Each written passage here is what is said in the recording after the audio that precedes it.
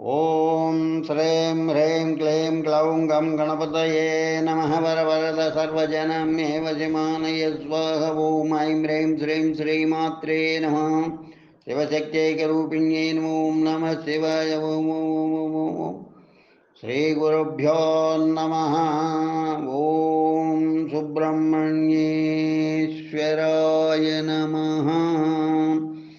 ఓం తత్పురుషాయ విద్మహే మహాసేనాయ ధీమహి తన్నో సుబ్రహ్మణ్య ప్రచోదయాత్.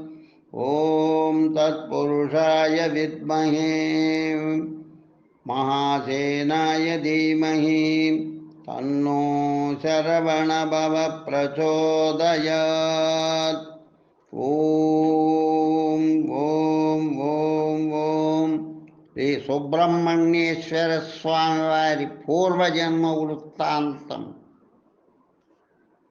ఇది శ్రీ సుబ్రహ్మణ్యేశ్వర స్వామి వారు అవతరించుటకు ముందు ఎవరుగా ఉండిరో తెలియజెప్పే కథా వృత్తాంతం. సనత్కుమారుడు బ్రహ్మమానసపుత్రుడు. బ్రహ్మమానసపుత్రులంటే బ్రహ్మదేవుడు తన మనస్సులో ఎలాంటి వ్యక్తిని సృష్టించదలిచినట్లయితే ఎలాంటి వ్యక్తిని తన మనస్సులో సంకల్పించగానే అతని రూపం ఏర్పడుతుంది. అతడు విశిష్ట లక్షణములతో ఆదర్శమైన వ్యక్తిగా అద్భుతమైన శక్తులతో విరాజిల్లుతాడు.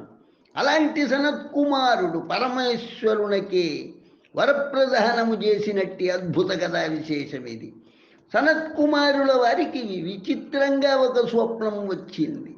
ఆ స్వప్నంలో దేవాసురులకు యుద్ధం సంభవించగా తాను దేవసేనాధిపతి అయి అసుర సంహారం చేశారు. స్వప్నం నుండి మెలకువ రాగానే ఆయనకు ఆశ్చర్యం కలిగింది. తండ్రి అయిన బ్రహ్మ వద్దకు వెళ్ళి ఆ విషయం చెప్పి స్వప్నానికి కారణం ఏమిటని అడిగాడు. నీవు పూర్వజన్మల్లో వేదాధ్యయనం చేస్తుండేటప్పుడు దేవాసురు యుద్ధ గక్షాలు నీ మనస్సులో గాఢంగా నాటుకున్నాయి. దేవతలు వైదిక యజ్ఞాలు విరివిగా చేసి విస్తారంగా వరప్రదానం చేశారు. అది గిట్టని రాక్షసులు వారిపై యుద్ధానికి తలబడ్డారు. అట్టి రాక్షసులను నీవు సంహరించదలిచావు. ఆ కోరిక సిద్ధించుటకు గాను నిన్ను వెన్నంటి వస్తూ ఉంది. అదే నీ స్వప్న ఫలితం. నీ ఆలోచన తప్పక నెరవేరుతుంది. నీవు మరుజన్మలో జరగబో దేవాసుర యుద్ధంలో దేవసేనాధిపతిగా పాల్గొంటావు. అసుర సంహారం జరిగి తీరుతుంది. అయితే నీకు ఈ జన్మలో అంతా బ్రహ్మమయమే కావున మరొక జన్మ ఉంది. ఈ కార్యాన్ని నిర్వహిస్తావని బ్రహ్మదేవుడు చెప్పాడు. మనస్సు, వాక్కు, శరీరము ఈ మూడు ఒకరి సత్యములో ప్రతిష్ఠితమైతే అతని ఉద్దేశ్యము లేకయే ఒక గొప్ప శక్తి ఆవిర్భవిస్తుంది. అంటే వాళ్ళు సత్యాన్ని చెప్పబని లేదు. వారు ఏది చెబితే అదే సత్యమవుతుంది. వారు చెప్పినది జరిగి తీరుతుంది. పరమ సత్య ప్రతిష్ఠుడైన సనత్కుమారులు కలగన్నా అది నిజమై తీరాలి. ఆయన ఆత్మారాములు, పరబ్రహ్మమును తనలో అనుభవిస్తున్న జ్ఞానమూర్తి. ఈ ప్రపంచమంతా ఒక స్వప్నం లాంటిదని భావించే పరమ విరాగులు. అయితే ఆయన స్వప్న వృత్తాంతాన్ని గూర్చి ఏమాత్రం ఆలోచించక తూష్ణీభావముననున్నారు. పరమేశ్వరుడు మహాసంసారి కదా. సనత్కుమారునికి వచ్చిన స్వప్న విషయం అసత్యం కాదన్నది ఆయనకు బాగా తెలుసు. సనత్కుమారుడు తనను గూర్చి తపస్సు చేయకపోయినా ఆయనను వెతుక్కుంటూ పార్వతీ సమేతంగా ఆశ్రమానికి వచ్చారు. ఆయన అద్వైత స్థితిలో ఉన్నారు. ఆయనకు చెట్టు, చేమ, గుంట, మిట్ట, వంత ఒకటిగానే ఉన్నాయి. సర్వం బ్రహ్మమయం. బ్రహ్మమునకు ఉచ్చనీచములు గరిష్ట కనిష్టములు లేవు. అందుచేత పరమేశ్వరుడు వచ్చిన వారికి భేదభావం లేదు. పరమేశ్వరుని అర్చించాలన్న భావం కూడా కలుగలేదు. ఉలకలేదు, పలుకలేదు. బ్రహ్మానందాన్ని పొందుతున్నాడు. పార్వతీ పరమేశ్వరులు కొంతసేపు సనత్కుమారుల ముందు నిల్చున్నారు. ప్రయోజనమేమీ లేదు. వారు అచలంగా ఉండిపోయారు. సనత్కుమారులా ఉండడాన్ని చూచినాది దంపతులు. ఆనందానికి అవధులు లేవు. కానీ పరమేశ్వరుడు కొంత కోపాన్ని తెచ్చుకున్నట్టు నటిస్తూ జ్ఞానినన్న అహంకారంతో జగన్మాత జగత్పితరులను కూడా మర్యాదగా చూస్తావా? నేను నీకు శాపం ఇస్తే ఏం చేస్తావన్నాడు. సనత్కుమారుడు శంకరుని మాటలకే మాత్రం భయపడలేదు. అలక్ష్యంగానే మీరు కోపించి శాపమిచ్చినా అది నన్ను బాధించదు, అలాగే శాపం ఇవ్వండి అన్నాడు. శంకరుడు అతని ఉత్తమ జ్ఞానానికి ఆశ్చర్యం చెందుతూ మరికొంత పరిశీలింపదలుస్తూ, నాయన, నీ జ్ఞానము మమ్ములను మిక్కిలి ఆనంద పరవశుల్ని చేసింది, ఏదైనా వరం నిశ్చితము కోరుకోమన్నాడు. పరమేశ్వర, మీరు వరము, శాపము ఇవి రెండు వేర్వేరు పదాలుగా భావించి వాటి ఫలితాలు వేర్వేరుగా ఉన్నట్లు తలంచుతున్నట్లున్నది. నాకు అవి రెండును ఒక్కటే, నాకు వాటి అవసరం లేదు. మీకేదైనా వరం కావలసి ఉన్న కోరుకొనుడు, ఇచ్చదనన్నాడు. సనత్కుమారుని మాటలు పరమేశ్వరుని అభిసిద్ధికి అనుకూలించాయి. వెంటనే స్పందిస్తూ వరదానం అడిగాడు. సనత్కుమారుల స్వప్నం యథార్థం కావడానికి ఈ వరమే మార్గమని తలంచేలా అన్నాడు. నాయన సనత్కుమార, నీవు జ్ఞానమూర్తివి, బ్రహ్మ మానసపుత్రుడవు. బ్రహ్మకు కలిగిన భాగ్యం నాకును కలిగించు. మరు జన్మలో నీవు నాకు పుత్రుడేవిగా జన్మించమన్నాడు. ఇదే నా కోరిక అని పరమేశ్వరుడు అనగానే సనత్కుమారుడు, ఆహా, అట్లాగే నీకు పుత్రుడినిగా జన్మిస్తానని మాట ఇచ్చాడు. మనం జ్ఞానశూన్యులం కాబట్టి మరు జన్మ వద్దంటూ బాధపడుతుంటాం. జ్ఞానం కలిగిన వెంటనే ఇది మాయామేయమని జగమని, ఇది వద్దు ఇది కావాలి అనే భేదభావాన్ని సమూలంగా వదిలివేస్తూ ఆనంద సాగరంలో తేలియాడుతాం. ఇక ఇహపరలోక సుఖాలకు ప్రాకులాడం. సనత్కుమారుడు పరమేశ్వరుణ్ణి చూచి నీకు పుత్రుడిగా జన్మిస్తానన్నాడు గాని పార్వతిని చూచి అనలేదు. తనను వరమడిగింది పరమేశ్వరుడు గాని పార్వతి కాదు. అడుగనిదే చోట భావ్యము కాదని శాస్త్రం చెబుతుంది. అందుచేత పరమేశ్వరునికి పుత్రుడిగా జన్మించాలే గాని పార్వతికి కాదని నిశ్చయించుకున్నాడు. ఈ విషయాన్ని సనత్కుమారులు బయటికి చెప్పగానే పార్వతీమాతకు మిక్కిలి దుఃఖం కలిగింది. ఆమె సర్వలోక జనని, జ్ఞానప్రసూనాంబ, బ్రహ్మ విష్ణు శివాత్మకమైన పరబ్రహ్మస్వరూపిణి. ఆమెకి తెలియనిదేమున్నది? సనత్కుమారుల వంటి ఉత్తమ జ్ఞాన సంపన్నుడు మరొక జన్మ ఎత్తబోతూ తనకు సంబంధం లేకుండా జన్మిస్తానంటే ఆమె మనస్సు ఓర్చుకోలేకపోయింది. ఇటువంటి ఉత్తమ జ్ఞాని తనకు కుమారులుగా జన్మించవలనను ఆశ కలిగింది. ఆమె కూడా సనత్కుమారులతో తార్కిక విషయాన్ని ప్రస్తావన చేస్తూ, శాస్త్రములు పత్నీపతులకు అభేదాన్ని చెప్పాయి. భర్త చేసే ప్రార్థన భార్యను ఉద్దేశించినట్టిదే. అందుచేత నిన్ను నేను ప్రత్యేకించి వరమడగనక్కరలేదు. ఆయన అడిగిన దానిని అంగీకరించావంటే నాకు కూడా నీవు పుత్రుడుగా పుట్టవలసిందే అని ఆ జ్ఞానశక్తి కోరింది. సనత్కుమారులు బాగా ఆలోచించారు. అమ్మా, నీవు చెప్పింది వాస్తవమే కానీ నాకు ఈశ్వరుని కుమారునిగా జన్మించడంలోని తృప్తి మీరిరువురి సంబంధం వల్ల కలిగే జన్మలో లేదు. అంతా పరబ్రహ్మమే కదా. నేను ఎవ్వరి గర్భవాసం చేసి అధోముఖంగా జన్మించవలసిన పరిస్థితిని అంగీకరించలేను. నాపై దయతో నన్ను బలవంతం చేయకున్నా నేను సంతోషిస్తానన్నాడు. కానీ మహాదేవికి మనసు రాలేదు. కొంచెం ఆలోచించి మరిరువురు ఇలా రాజీకి వచ్చారు. పూర్వం భస్మాసురుడు శివుని గూర్చి తపస్సు చేశాడు. పరమేశ్వరుడు ప్రత్యక్షమై వరం కోరుకోమన్నాడు. తన చేతులను ఎవరి నెత్తిన పెడితే వారు భస్మయ్యే కోరిక కోరాడు. గోళా శంకరుడు సదాస్తు అన్నాడు. ఇంకేముంది, దుష్టులకు ఇచ్చిన వరాలు నానా దుర్మార్గాలకు దారితీస్తాయి కదా. వెంటనే పరమేశ్వరుడు ఇచ్చిన వరం పనిచేస్తుందో లేదో పరీక్షించడానికి ఆయన శిరస్సు మీదే తన చేతిని పెట్టబోయాడు. అతని నుండి తనకు సంభవించబోయే ప్రమాదం నుంచి తప్పించుకోవడానికే దానికి పరమేశ్వరుడు పరుగు పెట్టాడు. భస్మాసురుడు వెంటబడ్డాడు. శివుడు అదృశ్యమయ్యాడు. పార్వతికి పరిస్థితి తెలిసి ఆమె నీరైపోయింది. ఆ నీటితో ఒక పవిత్రమైన తటాకం ఏర్పడింది. భస్మాసురుడు శ్రీ మహావిష్ణువు మాయ వలన సంహరింపబడ్డాడు. పరమేశ్వరుడు కనిపించాడు. పార్వతి తన స్వరూపాన్ని పొందింది. కానీ తటాకాన్ని అలాగే ఉంచింది. దానిని ప్రేమతో చూసుకుంటూ ఉన్నది. అదే శరవణ తటాకం మరియు అంబిక దేహం. ఆ విషయం మాకు కొంచెం తెగి వచ్చింది. సనత్కుమారుడు పరమేశ్వరులకు త్రినేత్రాగ్ని నుండి జ్వాలల రూపంలో ప్రభవించగానే ఆ జ్యోతిని శరవణ తటాకం భరించి శరవణ భవుడుగా వెలికి వచ్చుటకు వారు ఒడంబడిక చేసుకున్నారు. ఆ కారణంగా సనత్కుమారులు పరమేశ్వరుని త్రినేత్రము నుండి అగ్నిశిఖ రూపంలో మిక్కిలి తేజోవంతంగా ఉద్భవించారు. ఆ అగ్నిశిఖను మొదట గంగ భరించింది, కానీ ఆమె కూడా దాన్ని భరించడానికి శక్తి రాలేదు. ఆ తేజస్సును ఆమె శరవణ తటాకంలో వదిలింది. ఆ తర్వాత శ్రీ సుబ్రహ్మణ్యుడు తొలుత గాంగేయుడుగాను, ఆ తర్వాత శరవణ భవుడుగాను రూపొందాడు. అలా సనత్కుమారుడు శివకుమారునిగా ప్రభవించాడు. శరవణ అనగా పార్వతీమాత. ఆమె కోరుకున్నట్లే పరమేశ్వరునకు తనకు సనత్కుమారుడు కుమారుడై జన్మించాడు. పేరు రూపము ఆమెతో సంబంధము కలిగినట్టివి. ఆ శివశక్తుల మహాతేజమే శ్రీ శరవణ భవుడు. శరవణ భవ అన్నది షడక్షరీ మంత్రమైనది. అది చాలా శక్తివంతమైనది.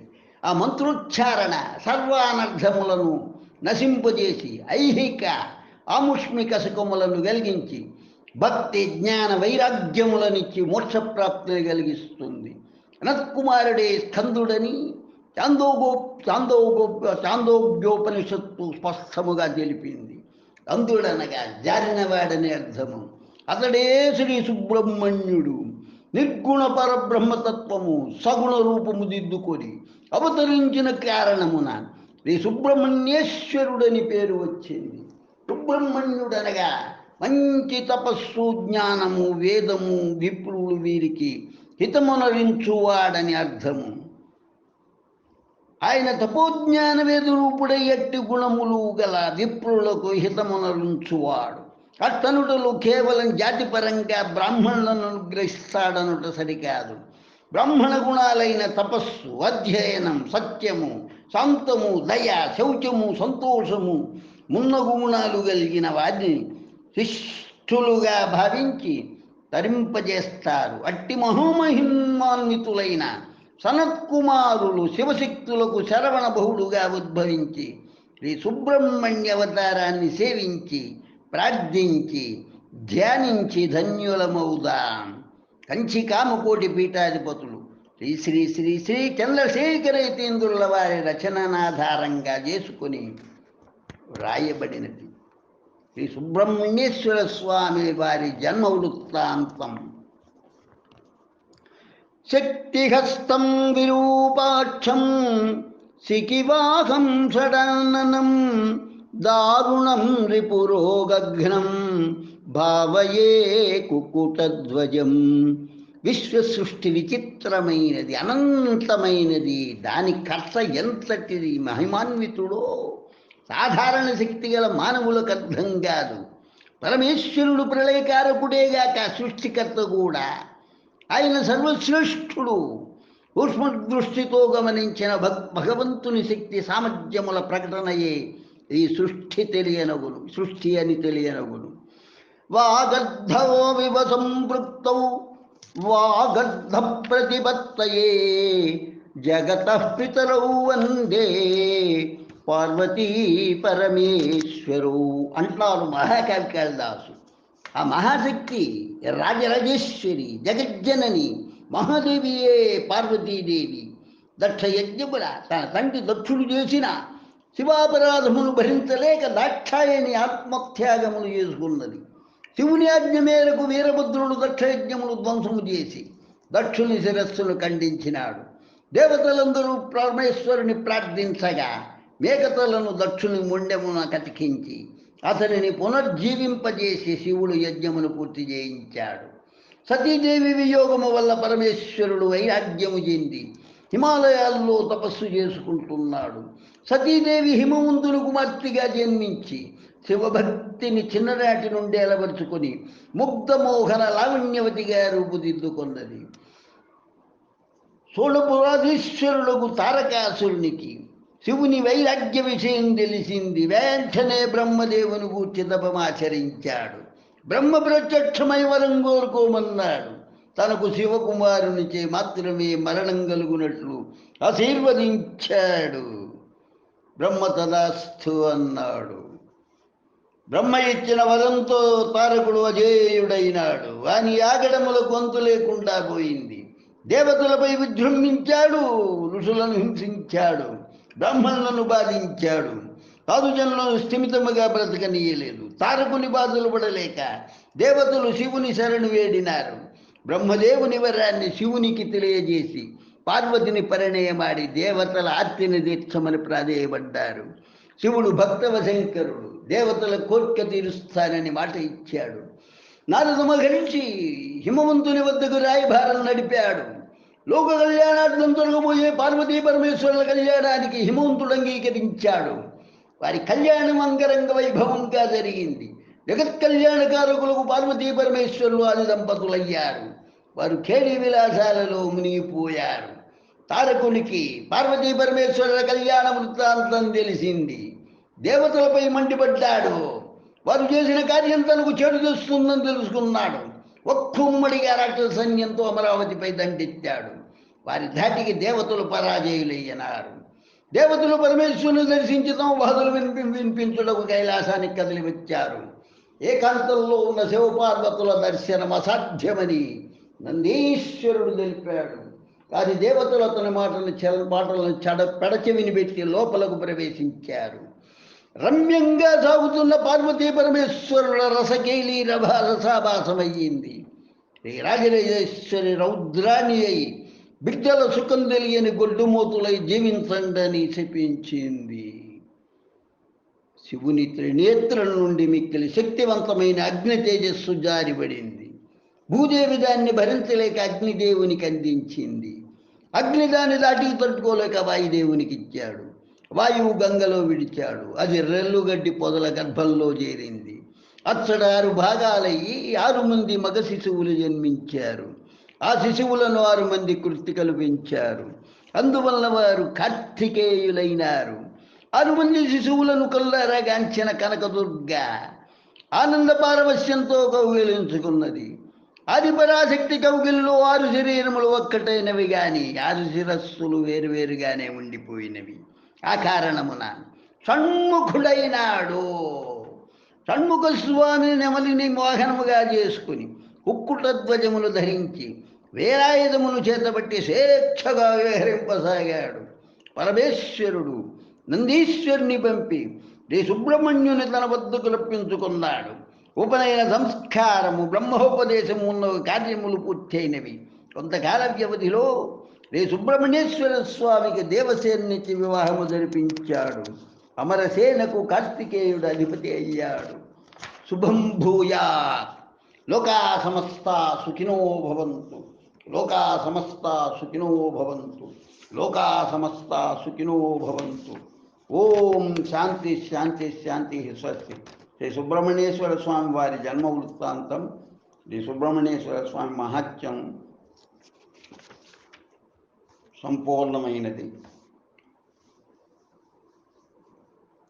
సత్పురుషాయ విద్మహే మహాసేనాయ ధీమహి తన్నో షణ్ముఖ ప్రచోదయాత్. తత్పురుషాయ విద్మహే మహాసేనాయ ధీమహి తన్నో శరవణభవ ప్రచోదయాత్. ఓం సుబ్రహ్మణ్య స్వామినే నమః. స్వస్తి.